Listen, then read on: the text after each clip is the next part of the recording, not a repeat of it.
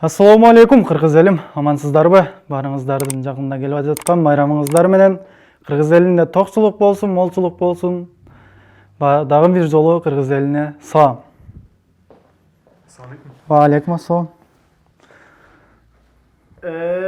Колун өтүп атасыңар достор, момускун уксуңар азыр. Öpkün gelse öv. Дал ушул нерсе азыр багы колду өпмөй интернет желесинде тренд болуп жаткан учур. Бүгүн Супер ТВ телеканалында Маек. Конокто ким десеңиздер? Саша Кыргыз. Дагы бир жолу. Жакшы келип алдыңызбы? Келип алдык. Сүрдөнгөн жоксузбу? Жок, сүр жок. Анда Маек баштайлы? Баштайлы. Кеттик анда. Чыкканда алгач Джо Байден болуп, жалпы Кыргыз элин куттуктадыңыз да. Анан Джо Байденге оштургандар көппү сизде? Өтө көп. Өтө көп. Мисалы, шаар жергесинде, айыл жергесинде жүрсөк да өтө көп окшоштурат. Баягы элдер келип орусча сүйлөйт, ушунчалык эме кыргызча жооп берсем күлүшөт да. Кыргызсыңбы деп коет. О дейм. Сен кыргыз эмессиң го дешет го. Таң калыштык дешет. Кээде сүрөткө түшүп алайык дешет. Мындай көп азыркы учурда. Башка улутка окшоштурганда башкача болом негизи, бир түрлүү болом. Не кыргыз болсом деп коймон. Не болду экен, зато сулуулугум тартыптыр да деп коймон. Анасы. Ушунчалык арбайт ушун элдер. Адамдын жүрөгүнө тескири бар, ошол. Адамдар менен бат тил табышасыз. Ооба. Азыр айтып калдыңыз да? Маршруткага түшкөндө мен таанып калышат, билип калышат, анан сүрөткө түшөт депчи. Ошо андай учур көп болсо керек, кызык учур, Кызыкчылык учур. Кечеги окуяны айтып берейин. Кече бир маршруткада баратам, эми маршруткада баратсам бир эже таңыркап тиктеп кетип атат. Эжеке сүйлөп атпайбы, орусча сүйлөдү. Эжеке кыргызча сүйлөп бериң, мен сизге кыргызча жооп берем десем, сүйлөп атат. Балам кандай жакшы. Мен сени карап кете берип адресимден өтүп кеттим. Токтотуп койчу балам деп кой. Маршрутка айдаган Маршрутка айдаган байкеге айтып атат. Таңыркап тиктешет. Наракта адамдар күлөт го. Вай эже деп бир кыз айтат. Ушундай случайно көп болот, мисалы. Сүрөткө түшүп алайын деген адам жаман көп. Демек, сиз звезда турбайсызбы?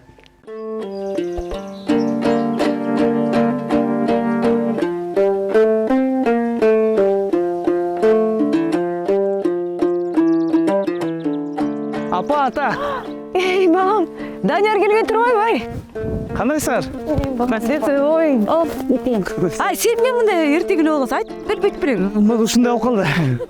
Саламатсыз, ата. Hoş geldin balam. Ай, Даня, кой отур балам. Кой отур алтыным кел. Бирөөдө урсуктан тышкары бол балам. Ден соолукта бол, жолуң дайым ачык болсун, макулбу?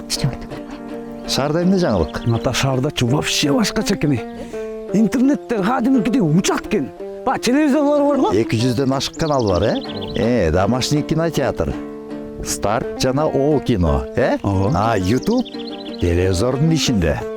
Баса, жанагы интернет 100 мегабитке чейин ылдамдыкта иштейт. Туурабы? Атам мунун баарын каяктан билет? Айылдыктар замандан артта калды деп ойлойсуңар, шаардыктар. Сайма Телекомду биз эч ага эле кошуп алганбыз. Үй интернети, интерактивдүү телевидениясы дагы региондордо да бар. Ааламга жол айылдан башталат дейт. Баскача чай ичебиз. Балам жактен берсин. Балам, ТВ приставкасында бекер беришет экен. Саймадан? Ооба, баска. Ошакмай. Анан кийин көп нерсе бересиз. Кичинекей качкан.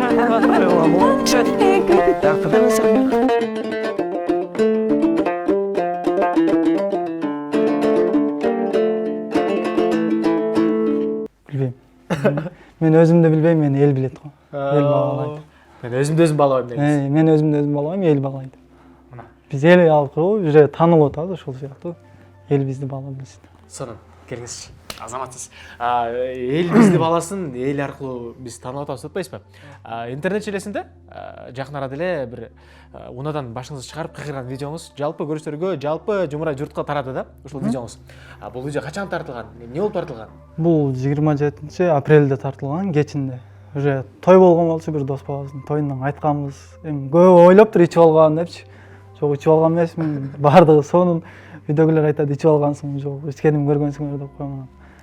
Жок, ошентип суроо көп келди, ичип алгансыңбы, анан мына бул жака ал жака чыгып кеттир дейт. Мен айтам, чыкканы жакшы, кайтып элге таанылганым жакшы, эл тааныганы жакшы. Мендей суу бала экен, барым Кыргызстанда ушундай бар экен деп таң калсын, таңыркасын деген сыяктуу. айтып коем, ладно дешет. Ошондо кечинде кетип алып, просто ойдо эле жок болчу. Бир бир досум айтып калды, бир видео тартпайсың.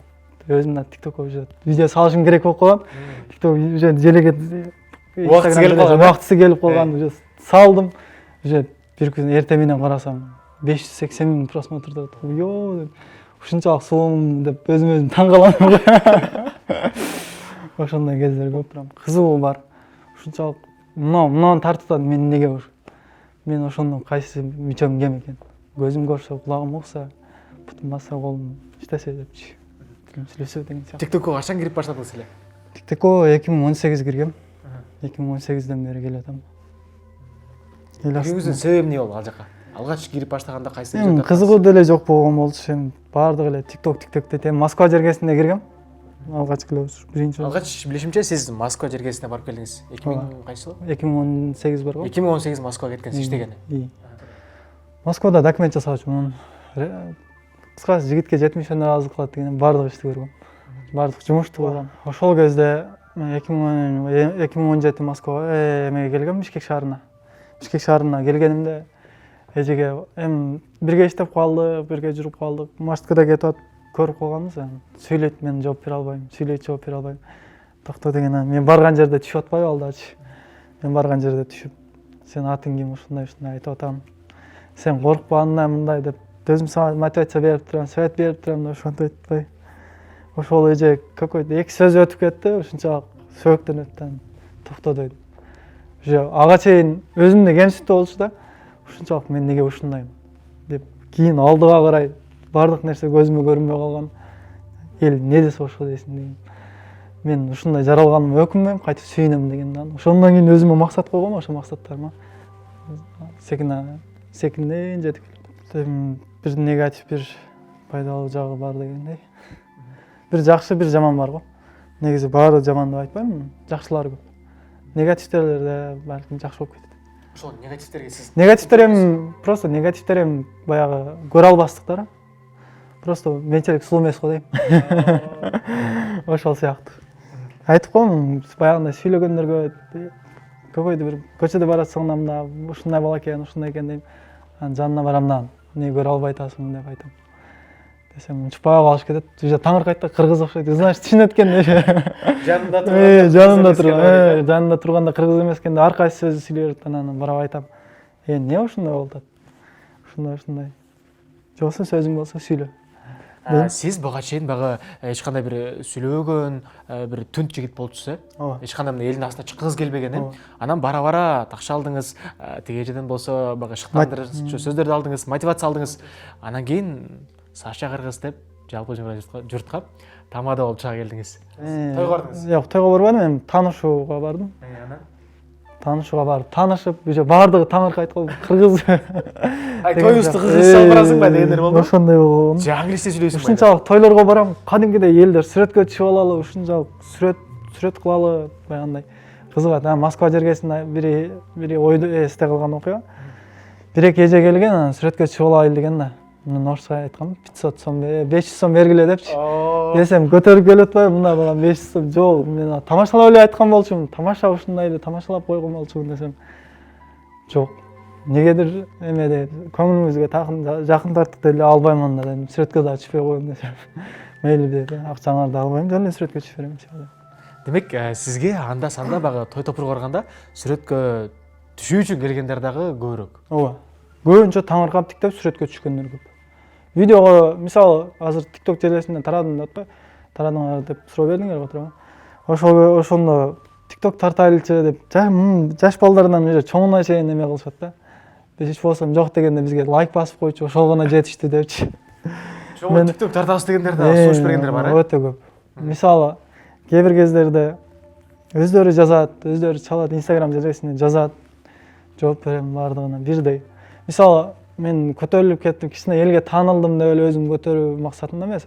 Секин эл катары, эл менен бирге чогуу басып, бири менен чогуу күлүп, ошол мен мисалы элге таанылдым деп эле өзүмдү мындай көтөрө берсем, тез түшүп калыш мүмкүн. Азыр сурагым келип атат сизден. Эмнеге Саша Кыргыз? Эмнеге Усманали деп өзүңүздүн атыңыз менен чыккан жоксуз? Өзүмдүн атым чыкпаган себеби көбү баягы оруско окшош бала экен, деп эл бергенин себебинен значит Саша Кыргызды ачып көрөйүн деп кличка койгом. Ошо кличка менен таанылдым. Азыр Усмонали десем көбү тааныбайчы. Өзүм кээде айылдаштарым тааныбай калган ушулар. Көп Саша Кыргыз го деп неме кылышат. Көп жерде сыйым бар, урматым бар. Көбүнү сыйлайм, урматтайм ошол сыяктуу. Бул нерсе альбинос анан сизди бага көпчүлүгү альбинос деп көргөндөр айта берсе мындай ушул сөз сизди кыжыртантпайбы? Эми кыжырданып жүрген кезде кыжырданатпай андай өтө нерв болгон маалында катуураак сүйлөнүп таанытып коем ошол сүйлөгөн адам. Сөз менен болбосун, же болбосо эркек киши болсо башка нерсе деп таанытышы мүмкүн. Эми көп учурлар.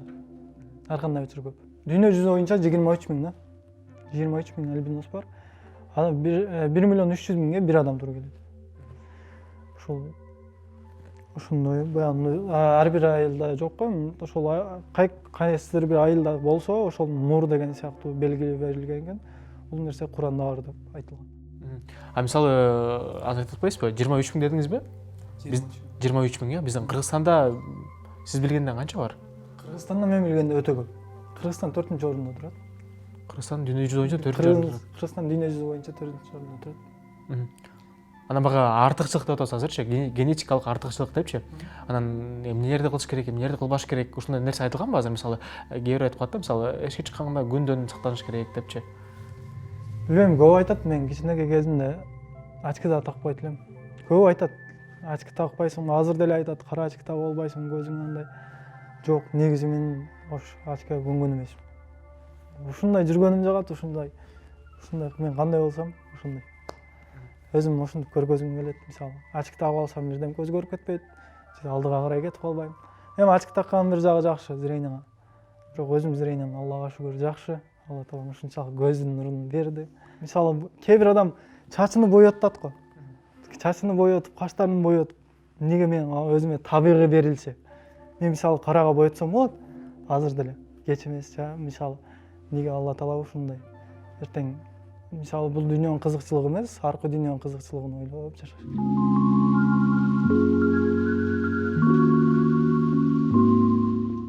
Бир тууганыңыздар тууралуу сурагым келип турат.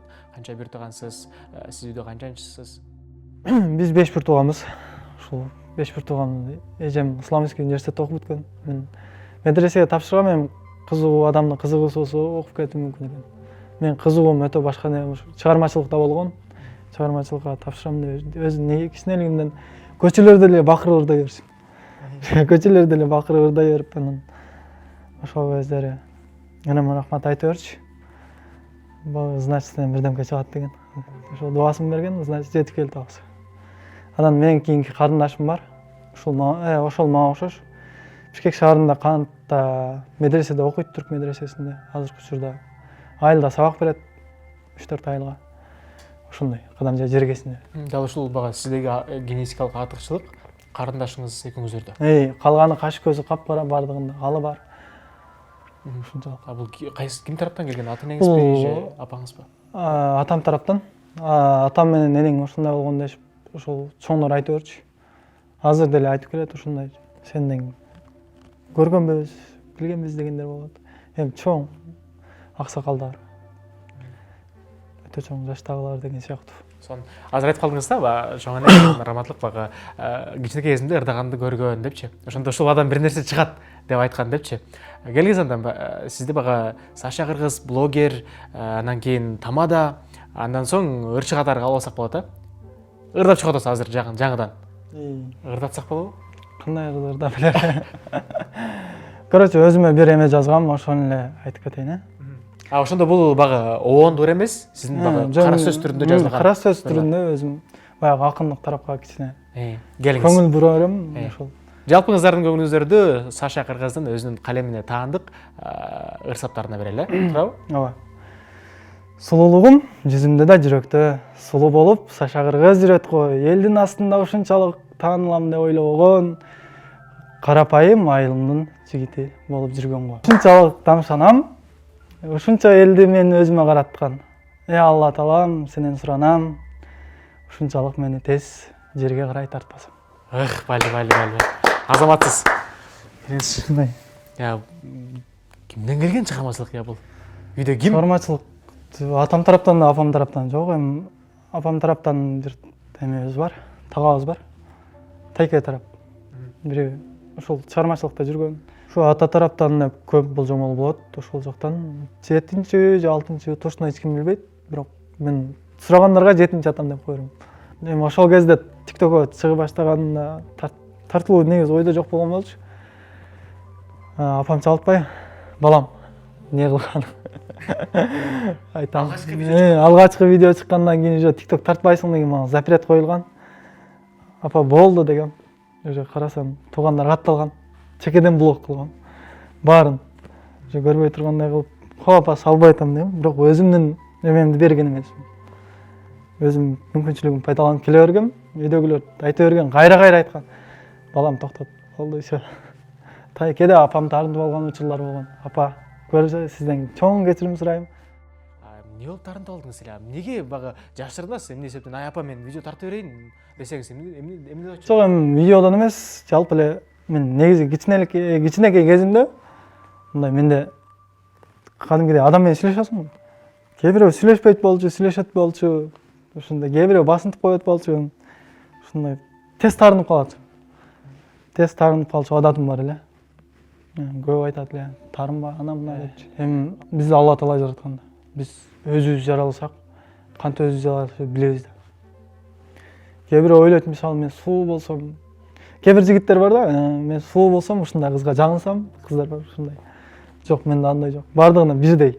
Өзү мектепте бүткөндөн кийин дос багың саналуу эле болуп калат. Ким кандай экенин иретте бүтөсүң. Мисалы, азыркы учурда дагы эле досуң көп, бирок башыңа кыйын иш түшкөн кезде ошол досуң бирөөсү да жок. Ошондой негизи досту өтө иреттеп таанайм. Дос темасына улай эле, мисалы кыз менен баланын ортосунда достук жок деп коет го. Мындай сиз кыздар менен таанышканда бир кандай болосуз? Уялбайсызбы, тартынбайсызбы? Мисалы, сураган адамдан сураган эме тааныш болобу, башка болобу? Сурасам жок дешпейт. Мисалы, номер сурасам номерин беришет, башка кылсам башка. Жок деген аз пока көрө элекмин. Пока 1 жылдан бери жок деген кызды жүз көрө элек. Кыргызстанда номер 1 менмин деңиз. Жок, номер 1ге кире элекпиз эми. Келе атабыз экен. Казакстандан колдогондор көп. Казакстанга эмне үчүн чакырат сизди?